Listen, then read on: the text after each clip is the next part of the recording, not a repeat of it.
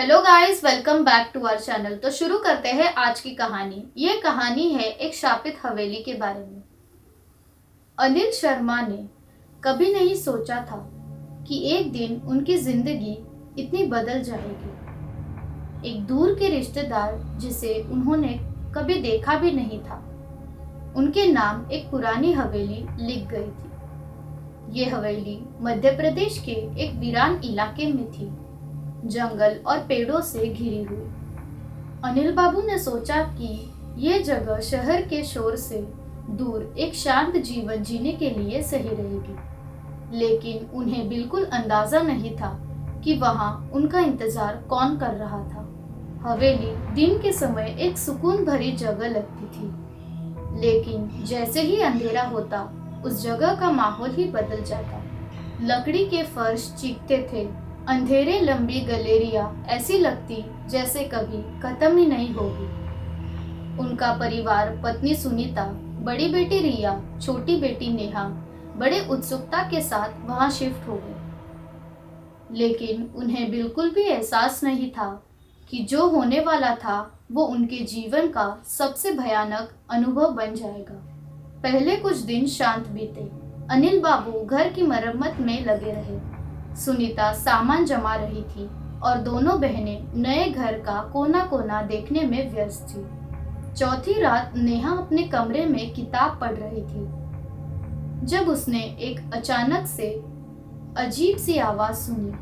कमरे में एकदम से अजीब तरीके से अंधेरा हो गया, जैसे रोशनी धीरे धीरे दब रही हो। उसे महसूस हुआ कि कोई उसे देख रहा है। धीरे से उसने नजर उठाई और दरवाजे के कोने पर एक परछाई देखी, एक आदमी का धुंधला आकार। उसका सिर और कंधे दिख रहे थे, लेकिन अंधेरा इतना था कि कोई उसका चेहरा देख ही नहीं पा रहा था। नेहा एकदम जम गई, उसका दिल जोर जोर से धड़कने लगा। कुछ पल तक वो साया वहां था, फिर धीरे से हवा में खो गए। नेहा ने खुद को समझाने की कोशिश की कि ये सिर्फ उसका वहम था, लेकिन उसके अंदर एक अजीब सा डर बैठ गया जो जाने का नाम ही नहीं ले रहा था। अगले कुछ हफ्ते अजीब घटनाएं सिर्फ नेहा के साथ होने लगी।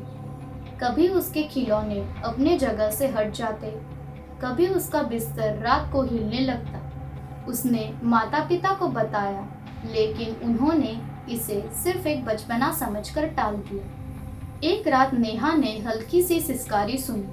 जैसे ही उसने आंखें खोली, वही साया उसके बिस्तर के पास था।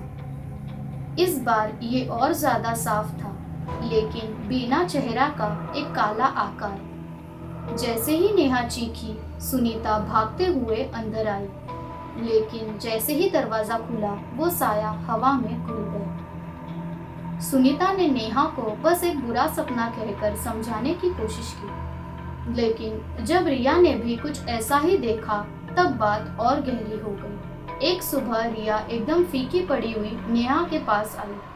उसने कहा कि रात को उसने एक औरत को देखा जो उसके बिस्तर के पास खड़ी थी, पुराने जमाने के कपड़े पहने, बड़ी बड़ी अंधेरी आंखों से उसे देख रही थी।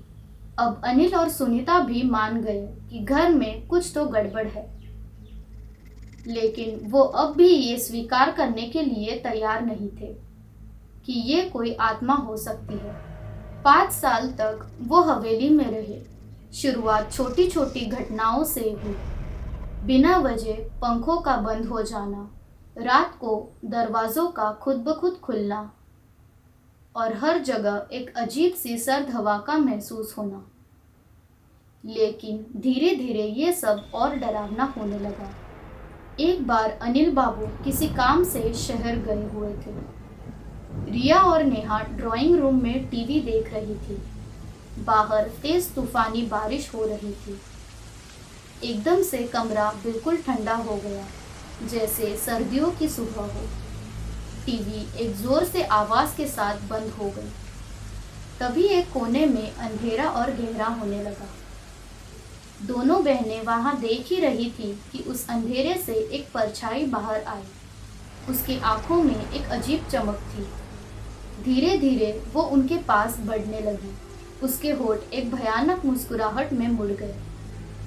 दोनों बहनें चीखती हुई सीधा माँ के कमरे की तरफ भागी। सुनीता ने उन्हें शांत करने की कोशिश की, लेकिन उस रात उन्होंने भी महसूस किया कि घर में कोई उनका पीछा कर रहा है।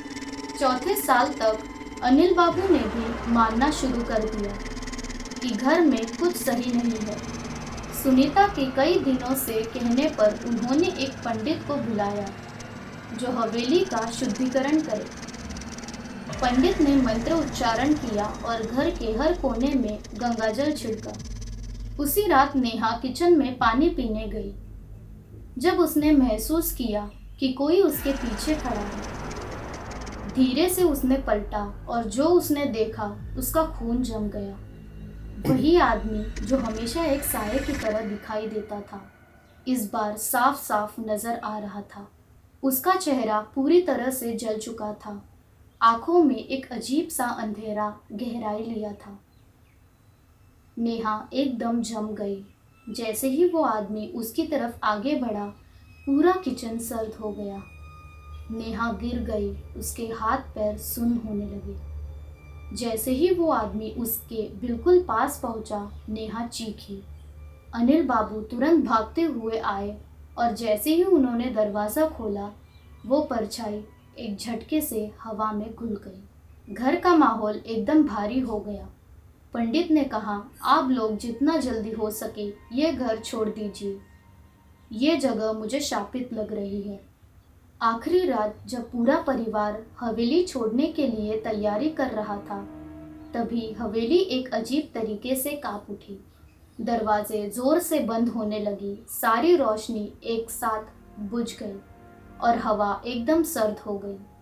सबके सामने एक के बाद एक काली परछाई आने लगी, जैसे ये घर उन्हें छोड़ने नहीं देना चाहता था। लेकिन इस बार अनिल बाबू तैयार थे। उन्होंने भगवान का नाम लिया, सुनीता ने गंगाजल छिड़का और रिया और नेहा भागकर दरवाज़ा खोलने लगी। जैसे ही सबने हवेली के बाहर कदम रखा, एक जोर का तूफान उठा। हवेली का दरवाज़ा जोर से बंद हो गया, जैसे उसने अपना एक राज फिर से अंधेरे में छुपा लिया। बाद में पता चला कि ये हवेली साल 1800 में एक पागल जमींदार ने बनवाई थी, जिसमें उसने अपने ही परिवार का खून कर दिया था।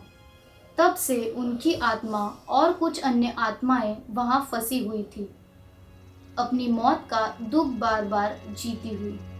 आज भी सालों बाद कभी कभी रिया और नेहा रात को एक अजीब सी सिसकारी सुनती है, जैसे कोई अंधेरे से अब भी उन्हें देख रहा हो। सो गाइस, कैसी लगी आपको ये शापित हवेली की कहानी? अगर आप चाहते हो कि ऐसी स्टोरीज़ को आप मिस ना करो तो हमारी चैनल को सब्सक्राइब कीजिए। Thank you guys for watching. Take care. Good bye.